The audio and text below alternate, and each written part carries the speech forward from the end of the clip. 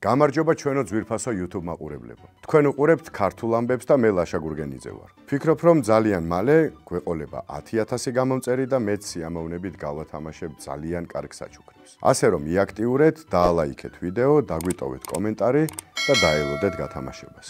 ესეც რომ არ იყოს ისეთი კარგი ამბები მოგიმზადეთ, ისედაც იმსახურებს დალაიქებას.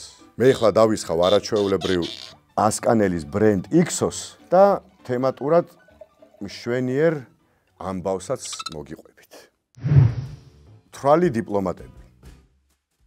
ცნობილი ქართველი დიპლომატი გელა ჩარკვიანი იგონებდა და წერდა: ელჩობა და საერთო დიპლომატია მავნეა ორგანიზმისთვის და თუ ზომა არ იცი, შეიძლება ბევრ უსიამოვნებას გადაიყარო. ახლა გეტყვით, რას გულისხმობდა გელა ჩარკვიანი.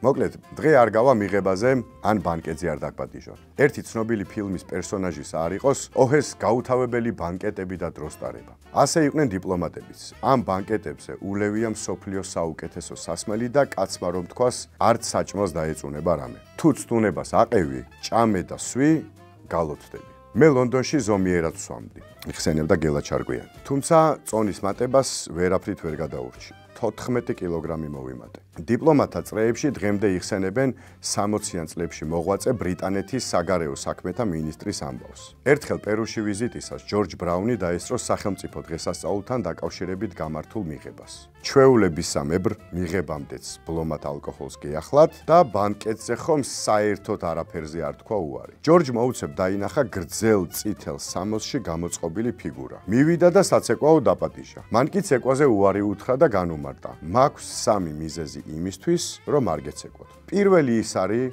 რომ თქვენ ხართ მთვრალი. მეორე მიზეზი ის არის, რომ ეს მუსიკა ვალსი არაა, პერუს სახელმწიფო ჰიმნია და მესამე კი ის არის, რომ მე ქალი არ ვარ, მე ქალაქ ლიმას კარდინალ ეპისკოპოსი გახლავართო. აი, ასეთ სიტუაციაში შეიძლება აღმოჩნდეთ ალკოჰოლის გადამეტებული მიღებისას, თორე ცოტა შეიძლება. სიამოვნებით წავიკითხავდი ისე თქვენს კომენტარებს, რა გაგიკეთებიათ, ან თქვენს ახლობელ სიმთვრალეში, ისეთი, რომლის გახსენებაც არ გიყვართ, მაგრამ მეგობრები მაინც ესე პერიოდულად გახსენებენ ხოლმე. მონანიება.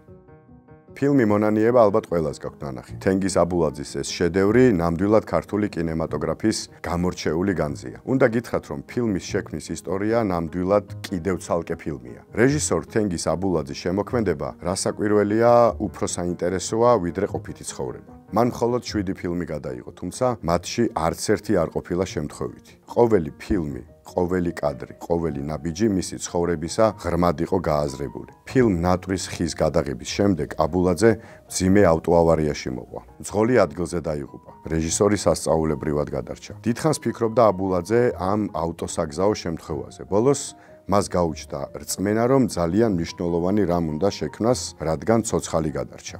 ერთხელ თენგიზ აბულაძეს ქუჩაში აკაკი ბაქრაძე შეხვდა. თენგიზმა უთხრა, რომ სცენარს ეძებდა ახალი ფილმისთვის. აკაკი ბაქრაძემ გაიხსენა ამბავი, რომელზეც მწერალი ნოდარ წულეისკირი მუშაობდა. რომანს აფთრები ერქვა. თვითონ ამბავი კი დასავლეთ საქართველოში, სამეგრელოში მომხდარა. ვიღაცამ წარსული ცოდვებისთვის მიცვალებული საფლავიდან ამოთხარა და ჭირის უფალს მიუყუდა ჭიშკართან. თურმე 1927 წელს მაღალჩინოსან ჩეკისტ ბუღალტერის ლამაზი ცოლი მოეწონა. ჩეკისტმა ბუღალტერი გულაგში გაუშვა. ცოლი კი საყვარლად გაიხადა. ქალმა თავი ჩამოიხრჩო. გავიდა წლები. ჩეკისტი გარდაიცვალა და შურისძიება შეუძლებელი გახდა. მაშინ მსხვერპლის ვაჟმა საზარელი სასჯელი მოიფიქრა. მიცვალებული ამოთხარა და პატრონს სახლთან მიუგდო. ეს ზუსტად ის იყო, რასაც თენგიზ აბულაძე ეძებდა. საქართველოში არ არსებობდა დისიდენტური ლიტერატურა, ამიტომ ფილმზე მომუშავეებს თავად მოუხდათ ამ მასალების რეალური ადამიანებისგან, რეალური მოწმეებისგან შეგროვება. ფილმში ყოველი ფრაზა, ყოველი სიტყვა რეალურ დოკუმენტურ ისტორიებზეა დაფუძნებული. ყველაფერი რომ შეგროვდა 80-იან წლებში ამ თემაზე ფილმის გადაღება ყოვლად წარმოუდგენელი იყო. თავიდანვე მძიმე დაეწყო ფილმის ბედი. ჯერ იყო და 4 თვე იღებდნენ სცენებს ბათუმში და აღმოჩნდა, რომ მასალა გამოუსადეგარი იყო. ამას დაემატა კიდევ ერთი საშინელი ამბავი. როგორც იცით, ვარლამის შვილიშვილის თორნიკე არავისძეს როლს მერაბ ნინიძე ასრულებს. თუმცა ის გეგა კობახიძეს უნდა შეესრულებინა და რამდენიმე სცენაც გადაღებული იყო გეგას მონაწილეობით. ამ დროს კი თვითმფრინავი გაიტაცეს. გეგა დააკავეს. მის სახლში ჩატარდა ჩხრეკა. კგბ-მ კი აღმოაჩინა ის სცენარი, რომელიც არავის ჰქონდა წაკითხული. იმ წამსვე დაიწყო თენგიზის გამოძახება უშიშროებაში და დაკითხვები. ფილმზე მუშაობა შეწყდა. რამდენიმე თვის მერე იყო თენგიზ აბულაძის დაბადების დღე. რეჟისორს პირადად შევარდნაძემ დაურეკა და მიულოცა. ეს იყო ნიშანი, რომ ფილმზე მუშაობა უნდა გაგრძელებულიყო. რა თქმა უნდა, ეს ამბავი აქ არ მთავრდება, მაგრამ თუ ამ ამბით დაინტერესდებით, მომწერეთ კომენტარებში და შემდეგ გადაცემაში შევეცდები სრულად მოგიყვეთ ეს ისტორია. წარე სიმართლე. ეს ამბავი კონსტანტინე გამსახურდიას და სანდრო ეულს შეემთხვათ. სანამ ამბავს მოგიყვებით, შეგახსენებთ რამდენიმე ფაქტს სანდრო ეულის ბიოგრაფიიდან, რათა უკეთ გაიგოთ ამბის შინაარსი. ის 1917 წელს შეუერთდა ბოლშევიკებს. მუშაობდა არალეგალურ გაზეთ კომუნისტში. 1920 წელს დაპატიმრებული იყო საქართველოს დემოკრატიული რესპუბლიკის მთავრობის მიერ. ქუთაისის ციხეში დაწერა ლექსი წითელ საქართველოს. 1921 წლის თებერვალში მონაწილეობდა საქართველოს ოკუპაციაში. საბჭოთა პერიოდში იყო მწერალთა კავშირის გამგეობის მდივანი.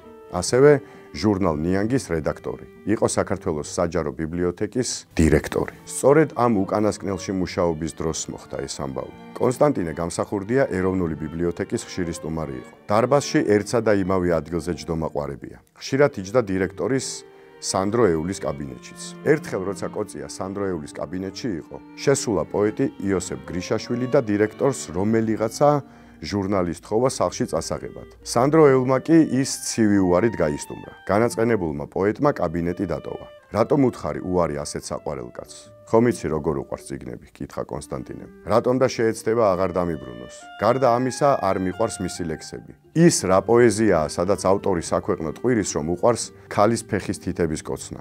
კონსტანტინე გამსახურდიას კი ირონიით უთქვამს, მეც ვარჩევდი ქალის ფეხის თითები მეკოცნა, ვიდრე ზოგიერთი პოეტის მსგავსად კომუნისტების ერთი ადგილი მეკოცნაო.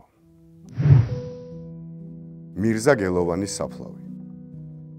1944 წლის ზაფხულში მეორე მსოფლიო ომში დვინის გადაცურვისას მოკლეს 27 წლის ქართველი პოეტი მირზა გელოვანი. ოჯახმა მალე მიიღო მისი დაღუპვისცნობა, მაგრამ დაკარგული აღმოჩნდა მისი საფლავი. გადიოდა წლები და ამის შესახებ არავინ არაფერი იცოდა. 19 წლის შემდეგ ბელორუსმა სკოლის მოსწავლეებმა წერილი გამოუგზავნეს მირზას დედას ევას. პატივცემულო ქალბატონო ევა, ამ ბარათს გიგზავნით რჟავკის საშუალო სკოლის პიონერები. ჩვენს ტერიტორიებზე სოფელ სანიკში არის სამხედრო სასაფლაო, სადაც დაკრძალულია თქვენი შვილი მირზა გელოვანი. ჩვენი სკოლიდან ყოველი წლის 9 მაისს მიგვაქვს ყვავილები მის საფლავზე და ძალიან გვსურს, ძვირფასო ევა, თქვენ შვილზე დაწვრილებით ვიცოდეთ ყველაფერი. სულითა და გულით გთხოვთ, რომ გვიპასუხოთ ჩვენს წერილზე და თუ გაქვთ ფოტოსურათები თქვენი და თქვენი შვილის, ქენით სიკეთე და გამოგვიგზავნით. მირზას ოჯახის წევრები მალევე გაფრინდნენ ბელარუსში. მასპინძლებმა დაწვრილებით უამბეს ყველაფერი, რაც მირზაზე იცოდნენ. თურმე მირზა ორჯერ დაუსაფლავებიათ. თავდაპირველად გზის პირას ტყეში. საფლავზე ხის ძეგლი დაუდგამთ. მოგვიანებით კი სხვა ჯარისკაცებთან ერთად გადაუსვენებიათ ძმათა სასაფლაოზე, სადაც დაუდგამთ ობელისკი წარწერით. აქ დაკრძალულნი არიან ლეიტენანტი მირზა გედეონიძე გელოვანი და სხვები. მთელი ტრაგიკულობა ამ ამბავში ის არის, რომ ამ დროს ქალბატონი ევა უკვე გარდაცვლილი იყო. მოკლედ დღეისთვის სულ ეს იყო. მადლობა სპონსორებს და მადლობა თქვენ. გამოიწერეთ არხი, დაგვილაიქეთ და გვემეგობრეთ.